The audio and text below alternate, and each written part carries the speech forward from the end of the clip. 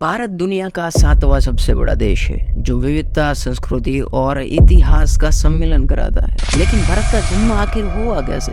इस वीडियो में हम इसी की ही कुछ रोचक कहानियों को जानेंगे। हेलो दोस्तों, मेरा नाम है SJ और मैं आपका स्वागत करता हूँ एक्सप्लोर इंडिया सीरीज पार्ट 1 में। तो फिर जुड़े रहिए वीडियो के एंड तक।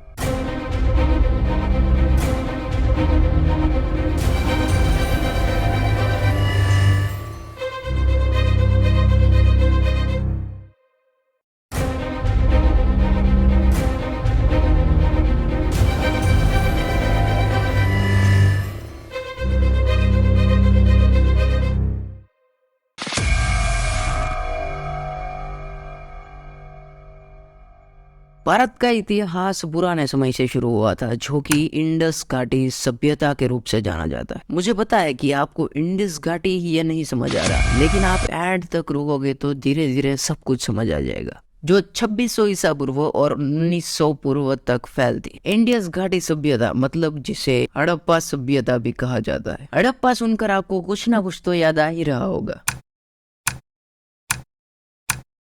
और ये हड़प्पा सभ्यता पाकिस्तान और उत्तर पश्चिम भारत में स्थित थी। और ठीक उसी समय के बीच में 1500 पूर्व में एक समुदाय ने वापस से इंडिया में जन्म लिया, जिसका नाम था आर्य संस्कृति, जिन्होंने मध्य एशिया में रहने का विचार शुरू किया और इनडायरेक्टली वो पहुंचे तो भारत में ही थे। यही दो प्रजातियां भारत में आई और अपनी संस्कृति और धर्म लाई, और यही संस्कृति ने भारत में सभी लोगों का दिल जीत लिया। बाय द वे, आपने ये कहानी जरूर सुनी होगी कि दो लोगों के फाइट में तीसरा जरूर आता है और तीसरा ही जीतता है। ठीक वैसा ही ये दो प्रजातियों में तीसरी प्रजाति ऐड हुई। और हाँ, वैसे भी अलग अलग राज्यों में भारत में पहले युद्ध होते ही रहते थे। और ये तीसरी प्रजाति मौर्य साम्राज्य, जो कि 331 पूर्व में चंद्रगुप्त मौर्य द्वारा शुरू की गई थी। और मौर्य शासन के आने के बाद से भारतीय इतिहास में चमक आ गई। हड़प्पन और आर्य को छोड़कर लोग मौर्य को अपनाने लगे। और फिर 16वीं सदी में मध्य एशियाई शासक बाबर द्वारा स्थापित मुगल साम्राज्य भारत में स्थापित हुआ।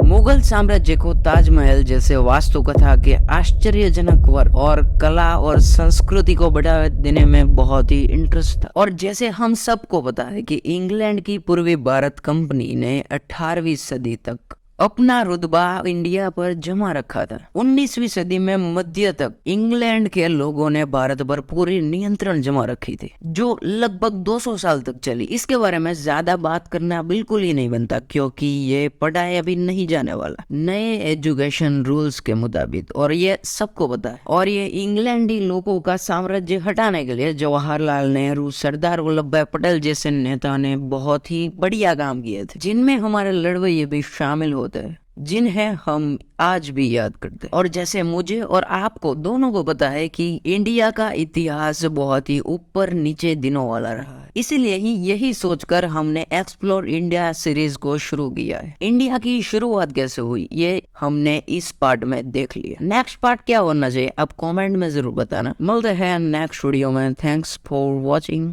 Bye bye.